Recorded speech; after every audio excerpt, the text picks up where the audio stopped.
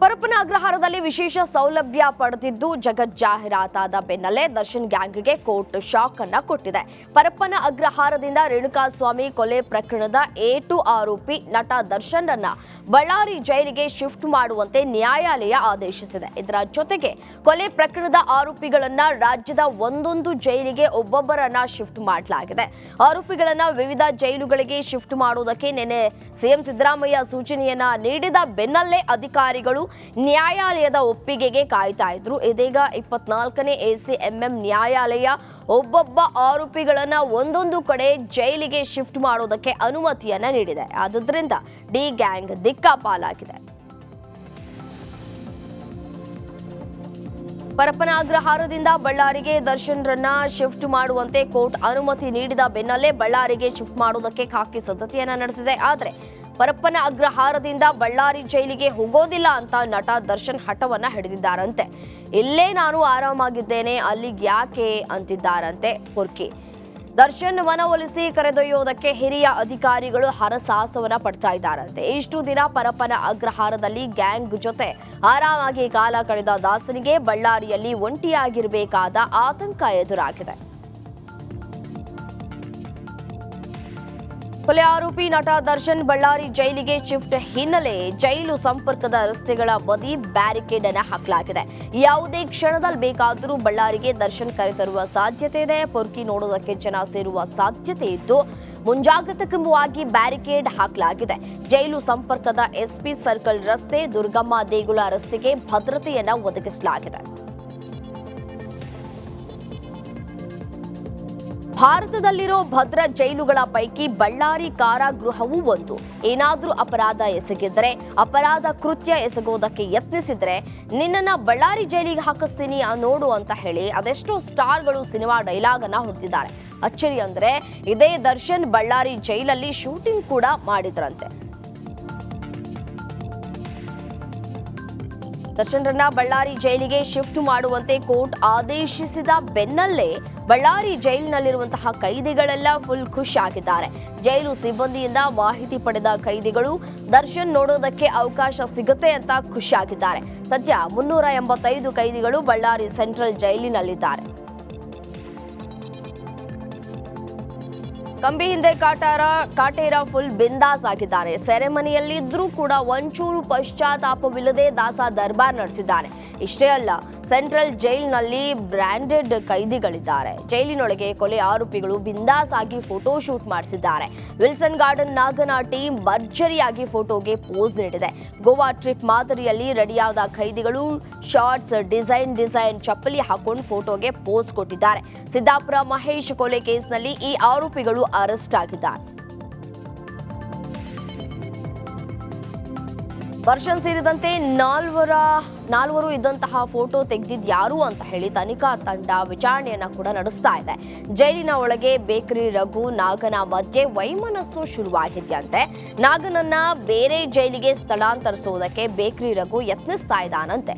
ಇದು ಸಾಧ್ಯವಾಗದೇ ಇದ್ದಾಗ ಫೋಟೋ ಹೈಬಿಟ್ನಾ ಎಂಬ ಅನುಮಾನ ಶುರುವಾಗಿದೆ. ಯಾರು ಫೋಟೋ ತೆಗೆದ್ರು, ಯಾರಿಗೆ ರವಾನೆ ಆಯಿತು ಅನ್ನೋದೇ ದೊಡ್ಡ ಟಾಸ್ಕ್ ಆಗಿದೆ. ಈ ಬಗ್ಗೆ ತನಿಖಾ ತಂಡ ವಿಚಾರಣೆಯನ್ನ ಮುಂದುವರೆಸಿದೆ. ದರ್ಶನ್ ಫೋಟೋ ಬಗ್ಗೆ ಮಾಜಿ ಸಂಸದೆ ಸುಮಲತಾ ಅಂಬರೀಶ್ ಪ್ರತಿಕ್ರಿಯೆ ಕೊಟ್ಟಿದ್ದಾರೆ. ದರ್ಶನ್ ಬೆನ್ನಿಗೆ ನಿಂತು ಮಾತನಾಡಿರುವಂತಹ ಸುಮಲತಾ, ಜೈಲಿನಲ್ಲಿ ಹೀಗೆ ನಡೀತಾ ಇರೋದು ಇದೇನು ಮೊದಲೇನಲ್ಲ. ಜೈಲಲ್ಲಿ ಹಣ ಕೊಟ್ರೆ ಏನ್ ಸೌಲಭ್ಯ ಬೇಕಾದರೂ ಸಿಗತ್ತೆ.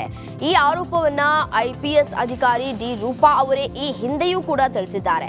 ಇದು ಪರಪ್ಪನ ಅಗ್ರಹಾರದಲ್ಲಷ್ಟೇ ಆಗಿಲ್ಲ, ಪ್ರಪಂಚದಾದ್ಯಂತ ಜೈಲುಗಳಲ್ಲಿ ಇಂತಹ ಭ್ರಷ್ಟಾಚಾರ ನಡೀತಾ ಇದೆ.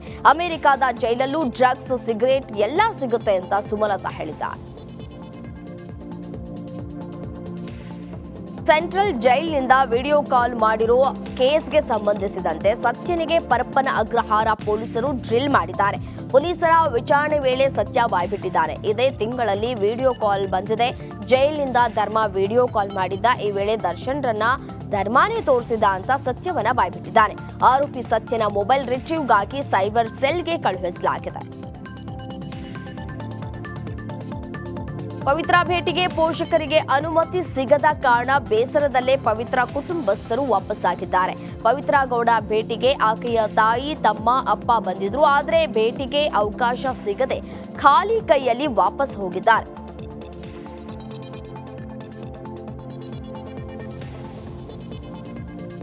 ಈ ಗ್ಯಾಂಗ್ಗೆ ರಾಜಾತಿಥ್ಯಕ್ಕೆ ಕೊಟ್ಟ ವಿಚಾರಕ್ಕೆ ಸಂಬಂಧಿಸಿದಂತೆ ಎಸಿಪಿ ಮಂಜುನಾಥ್ ತನಿಖೆಯನ್ನ ನಡೆಸಿದ್ದಾರೆ. ಮಂಜುನಾಥ್ ಪ್ರಶ್ನೆಗೆ ಕಣ್ಣೀರಿಡುತ್ತಲೇ ಉತ್ತರವನ್ನ ಕೊಟ್ಟಿದ್ದಾರಂತೆ. ತನಿಖೆ ವೇಳೆ ವಿಡಿಯೋ ಕಾಲ್ನಲ್ಲಿ ಮಾತನಾಡಿದ ನಿಜ ಅಂತ ದರ್ಶನ್ ಒಪ್ಪಿಕೊಂಡಿದ್ದಾರಂತೆ. ಎಲ್ಲಾ ಪ್ರಶ್ನೆಗೂ ಉತ್ತರವನ್ನ ಕೊಟ್ಟಂತಹ ದರ್ಶನ್ ಫೋಟೋ ಬಗ್ಗೆ ಸೈಲೆಂಟ್ ಆಗಿದ್ದಾರಂತೆ. 50ಕ್ಕೂ ಹೆಚ್ಚು ಪ್ರಶ್ನೆಗಳನ್ನ ಕೇಳಿರುವಂತಹ ಪೊಲೀಸರಿಗೆ ದಾಸ ನೋವಿನಿಂದಲೇ ಉತ್ತರಿಸಿದ್ದಾರಂತೆ. ಪೊಲೀಸರಿಗೆ ಫೋಟೋ ತೆಗೆದವರು ಯಾರು ಅನ್ನೋದೇ ದೊಡ್ಡ ಟೆನ್ಷನ್ ಆಗಿದೆ. ಇನ್ನು ಫೋಟೋ ತೆಗೆದಿದ್ದ ವೇಲು ತನಿಖೆಯನ್ನ ಕೂಡ ಫೋಟೋ ತೆಗೆದಂತಹ ಸಂದರ್ಭದಲ್ಲೂ ಕೂಡ ತನಿಖೆಯನ್ನ ಮಾಡಬೇಕಾಗಿದೆ. ತನಿಖೆ ಬಳಿಕ ಫೋಟೋ ಹಿಂದಿನ ರಹಸ್ಯ ಕೂಡ ಗೊತ್ತಾಗ್ಲಿಕ್ಕಿದೆ. ಟೋಲ್ ಕೇಳಿದ್ದಕ್ಕೆ ಟೋಲ್ ಸಿಬ್ಬಂದಿಗೆ ಹಿಗ್ಗಾಮುಗ್ಗಾ ಥಳಿಸಿರುವ ಘಟನೆ ದಕ್ಷಿಣ ಕನ್ನಡ ಜಿಲ್ಲೆ ಬಂಟ್ವಾಳ ತಾಲೂಕಿನ ಬ್ರಹ್ಮರ ಕೊಟ್ಲು ಬಳಿ ನಡೆದಿದೆ. ಟೋಲ್ ಮ್ಯಾನೇಜರ್ ಪ್ರಶಾಂತ್ಗೆ ಗಾಯಗಳಾಗಿದ್ದು ಬಿಸಿ ರೋಡ್ನ ಸ್ಥಳೀಯ ಆಸ್ಪತ್ರೆಗೆ ದಾಖಲಿಸಲಾಗಿದೆ. ಘಟನೆಯ ದೃಶ್ಯ ಸಿಸಿಟಿವಿಯಲ್ಲಿ ಸೆರೆಯಾಗಿದೆ. ಆಗಸ್ಟ್ 31ರಂದು ಕಾಂಗ್ರೆಸ್ನಿಂದ ರಾಜಭವನ ಚಲೋ ನಡೆಸೋದಕ್ಕೆ ಮುಂದಾಗಿದೆ. ಬಾಕಿ ಇರುವ ಪ್ರಾಸಿಕ್ಯೂಷನ್ಗೆ ಅನುಮತಿ ನೀಡುವಂತೆ ರಾಜ್ಯಪಾಲರ ಬಳಿ ಕಾಂಗ್ರೆಸ್ ನಾಯಕರು ಮನವಿ ಮಾಡಲಿದ್ದಾರೆ. ಇನ್ನು ನನ್ನ ಸಹಿ ಫೋರ್ಜರಿ ಮಾಡಿದ್ದಾರೆ ಎಂಬ ಎಚ್ಡಿಕೆ ಹೇಳಿಕೆಗೆ ಡಿಸಿಎಂ ಡಿಕೆ ಶಿವಕುಮಾರ್ ತಿರುಗೇಟನ್ನ ಕೊಟ್ಟಿದ್ದಾರೆ. ಈಗ ಫೈಲಲ್ಲೆಲ್ಲ ಬಂದಿದೆ, ಎಲ್ಲ ಅಧಿಕಾರಿಗಳು ಬರೆದಿದ್ದಾರೆ, ಮುಖ್ಯಮಂತ್ರಿಗಳ ಆದೇಶದ ಮೇರೆಗೆ ಅಂತ ಹೇಳಿದ್ದಾರೆ. ನೀನು ಕೋರ್ಟ್ಗೆ ಹೋಗ್ಬಿಟ್ಟು ಅಫಿಡವಿಟ್ ಸೈಲ್ ಮಾಡಿದ್ಯಾ? ನಾನು ನಿಜ ಅನ್ಕೊಂಡಿದ್ದೆ ಯಾರೋ ಸೈನ್ ಮಾಡಿಬಿಟ್ಟಿದ್ರು ಮಾಡಿರಬೇಕು ಅಂತೇಳಿ. ಬೇಕಾದ್ರೆ ಇನ್ನೊಂದು ಚೀಫ್ ಮಿನಿಸ್ಟರ್ ಬಗ್ಗೆ ಯಾರೋ ಒಂದು ರಿಪೋರ್ಟ್ ಇತ್ತು, ಹಿಂದೆ ಯಾರೊಬ್ಬ ಸೈನ್ ಹಾಕಿ ಕಳಿಸ್ಬಿಡ್ತಾ ಇದ್ದಾರೆ, CAP ಗೊತ್ತಿಲ್ಲ ಅಂತ. ಇನ್ನೊಂದು ಕಾಲದಲ್ಲಿ ಯಾವುದೋ ಕಾಲದಲ್ಲಿ ಸಿಎಂ ಸಿದ್ದರಾಮಯ್ಯ ಬಳಿಕ ಎಐಸಿಸಿ ಅಧ್ಯಕ್ಷ ಮಲ್ಲಿಕಾರ್ಜುನ್ ಖರ್ಗೆಗೂ ಭೂಕಂಟಕ ಶುರುವಾಗಿದೆ. ಕೆಐಎಡಿಬಿ ನಿವೇಶನ ಹಂಚಿಕೆಯಲ್ಲಿ ಖರ್ಗೆ ಕುಟುಂಬದ ಟ್ರಸ್ಟ್ಗೆ ನೀಡಲಾಗಿದೆ ಅಂತ ಬಿಜೆಪಿ ಆರೋಪಿಸಿದೆ.